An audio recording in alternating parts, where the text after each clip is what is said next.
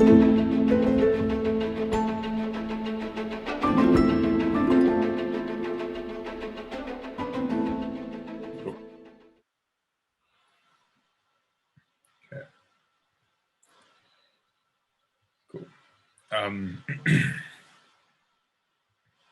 Just want to quit something that keeps popping up here. Okay, there you go. Hey guys, welcome back to the next installment in the series around the last great first unsupported ski crossing of Antarctica. My name is John, and I'm here with Gareth and Richard, exploring the different parts of what makes this expedition tick. Hi, John. Hi, John. Hey guys. So I think today we're going to be discussing clothing, or your gear, and what it actually takes to survive in this polar environment. Last time we spoke about the temperatures that average around -10, -20, and then obviously with the wind chill factor, it can go all the way to -50. And as much as the last time I was in the subantarctic regions, we got acclimatized to it and we walked around in board shorts and slops. I don't think that will cut it for what you guys are trying to achieve. So can you give us a bit more insight into what type of clothing you'll be wearing and why these specialized pieces of equipment exist and what their purposes are? Yeah, look, I think a good way to start the conversation would be just to talk about kit as being, such a fundamental part of the expedition, to the point that the expedition is all about efficiency and efficiency of movement, because what we're trying to achieve is right on the edge of what's possible. To cross Antarctica in 110 days.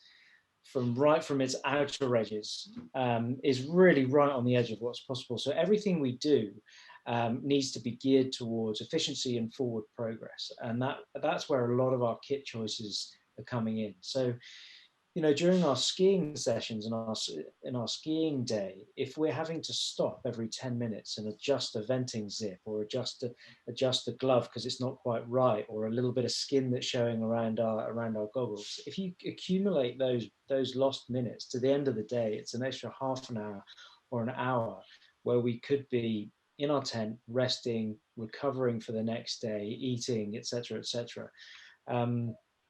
So kit choices, not only are they fundamental to our survival, they're also fundamental to the success of the expedition. And I think it's one of the key features that makes the stuff that Gareth's just been talking about so important is, in this length of expedition, we're going to be out there between 100 and 110 days. Even if you spend a cumulative 5 or 10 minutes fiddling around with gear unnecessarily each day, the cumulative effect of that over 110 days, you'd lose a day adjusting as it, by the time you add it up over the whole course of the expedition. So as we alluded to in previous videos, sort of part of preparing of this has been going into these minute details, particularly around kit, to try and make everything as efficient as possible. Yeah, and so as Richard said, that's why we've been scrutinizing every single bit of kit, and also working out how many pairs of everything we need, because weight is a key issue. So starting from our base layers, Rich and I tend to like wearing just a liner sock and then a polar weight woolen sock inside our boots. And then merino base layers for tops and bottoms. We prefer using merino because we try and use natural fibers as much as possible, because at the end of the day, merino is the best you can get, and it doesn't start to smell after a couple of days. And when you're wearing the same base layers for 3.5 months, you need something that's not going to smell after a couple of days, like some of the synthetic fabrics. And it comes down to, how many pairs of socks do we take? How many pairs of base layers do we take? How many pairs of underwear do we take? And the answer is, at the moment, not very many.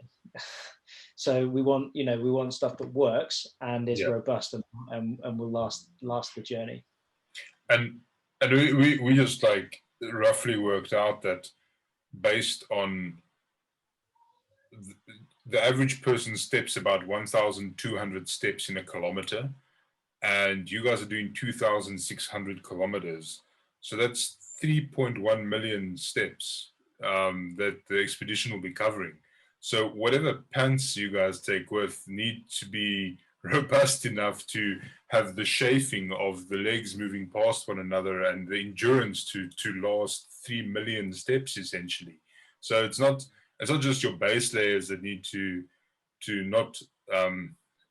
not smell, if you want to put it that way, using the non-synthetics materials, but like your actual outer layer needs to be durable enough to withstand the environment, but also just withstand the immense wear and tear that you guys are going to be putting those garments through in the 110 days. I think you're absolutely right, John. I think that it leads to one of the kind of the kind of real deep underlying tensions when it comes to this sort of expedition, in that you, this goes for all of our gear, particularly key bits of gear like our sleds, our skis, our boots, is how much redundancy do we take? So what spares do we take? So we have that real conflict between this being an enormously long expedition. The wear and tear on your equipment is huge. Things will break, things will fail over the course of that time, despite our best efforts. We're unsupported. We're in the middle of the greatest wilderness on earth. We can't just get another one. But at the same time, the more spare stuff we take, the heavier our sleds get, and the slower we become, the longer it takes, and the more likely we are to fail. So much that underlying tension really sits at the heart of our entire decision-making process when it comes to equipment. And then, can you, like we've spoken about the different materials now that you would use for your base layers, and then obviously the wear and tear over time, but there might be a misconception that because you're in a polar environment where it's -10, -20 degrees Celsius, that you don't actually sweat. Like, is sweating, because essentially you're losing water while you're sweating, which comes to a different conversation we'll have a bit later about nutrition and food and sustenance. But is sweating and your clothing choices relating to water loss through sweating, is that a factor? Getting too hot?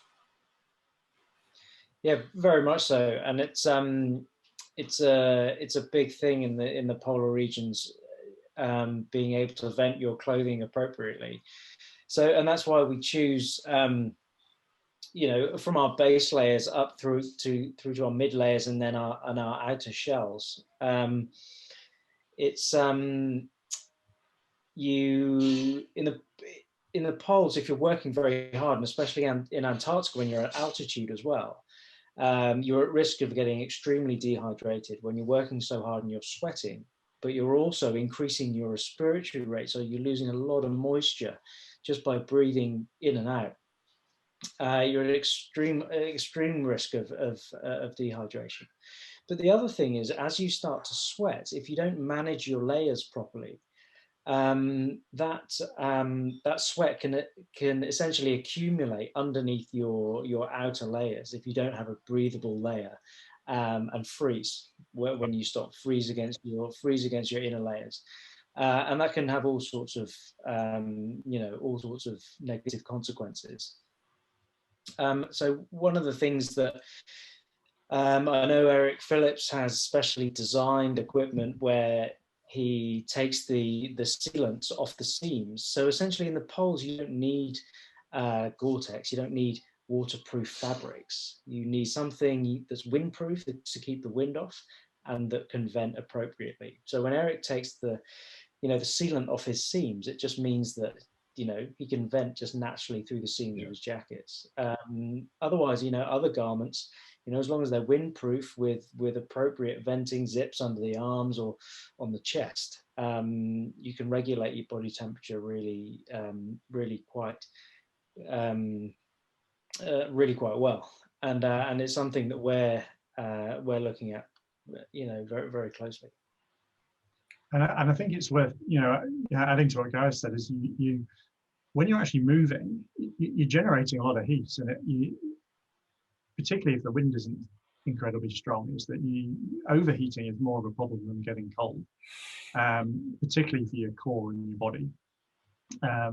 And so one of the goals around your equipment versus the exercise that you're doing is achieving this balance whereby, whilst you're doing a constant level of exercise, because, you know, dragging a sled on skis on a flat surface is incredibly sort of steady, repetitive action. You need to get a balance between the heat you're generating and the heat that you're allowing to escape through your clothing.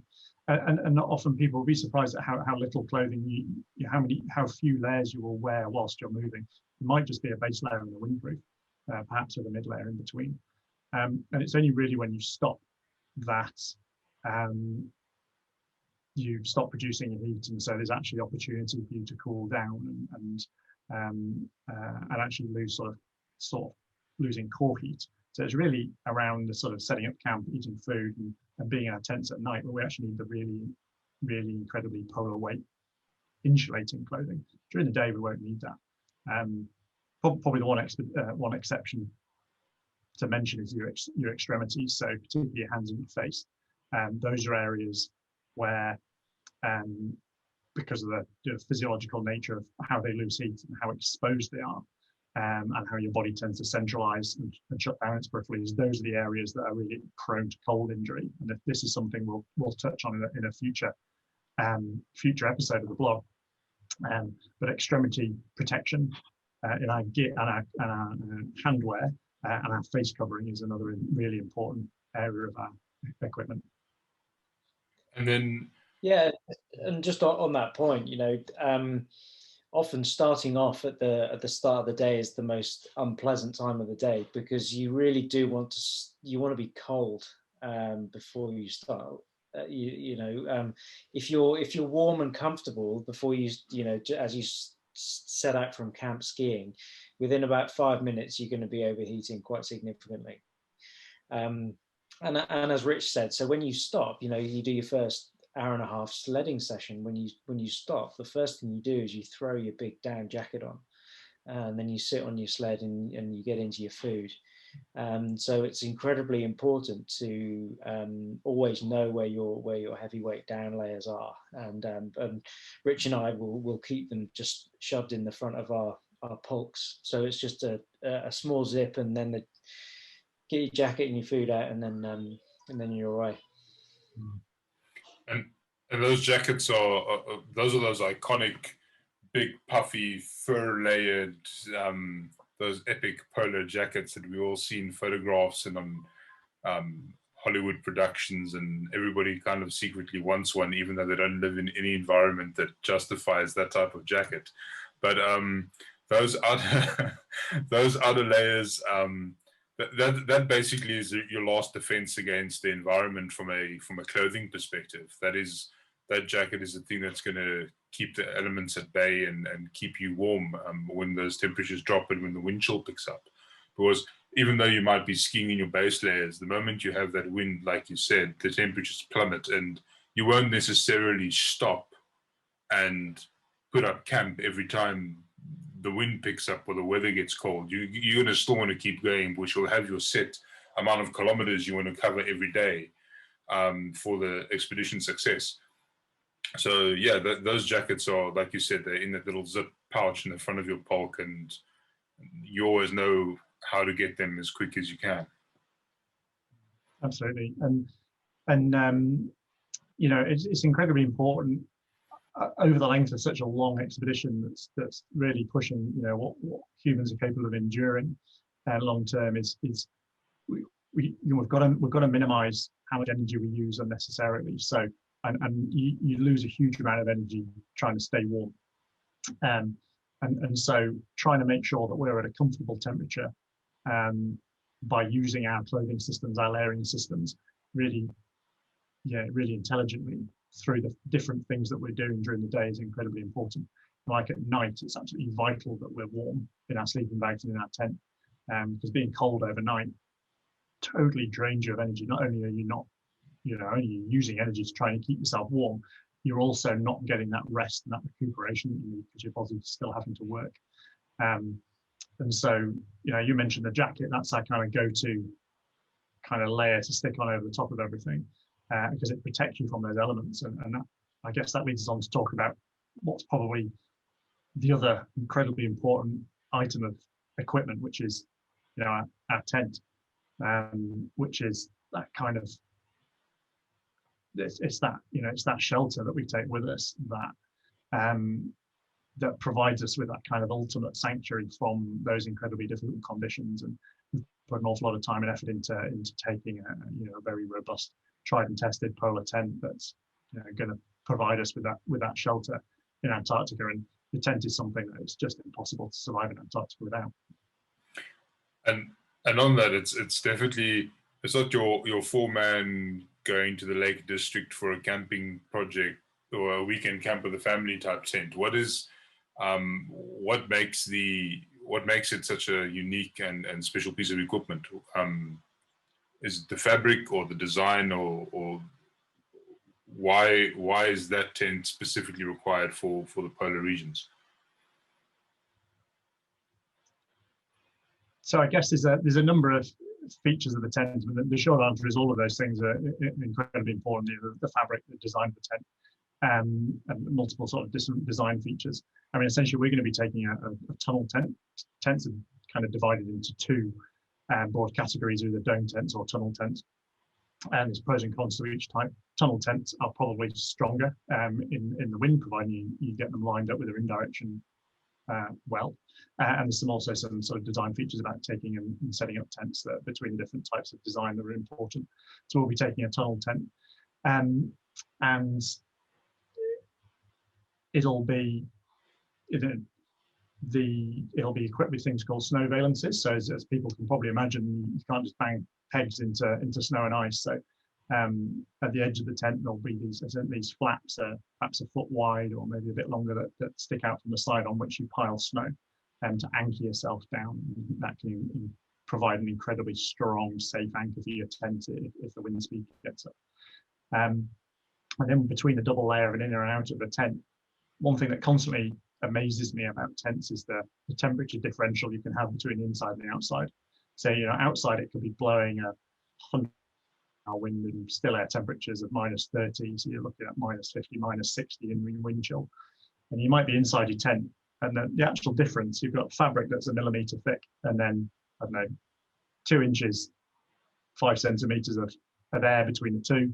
And then you're in the side with your stove going, and you have to be careful because you're starting to melt the ice on the inside of the tent because you're going above freezing. So that difference over that tiny little few centimeters, because of the protection that your tent provides, is incredible. Yeah. Well, so guys, thank you so much for explaining the clothing that you require, as well as segueing off into tents, because that essentially is also your barrier to the outside world, protecting you from the elements. And I think that's all we have time for today. But there are definitely more parts in this series. We're going to talk about navigation. We're going to talk about nutrition, the different types of equipment you guys require, training regimes or training leading up to the expedition in the future parts. But thank you so much for your time today. Thanks, John. Great to talk to you. Thank you, John. And thank you for listening to us talk about our expedition. If you like listening to us, we'd love you to come back and listen to our next installment. So please like, share, and subscribe, and we'll see you next time.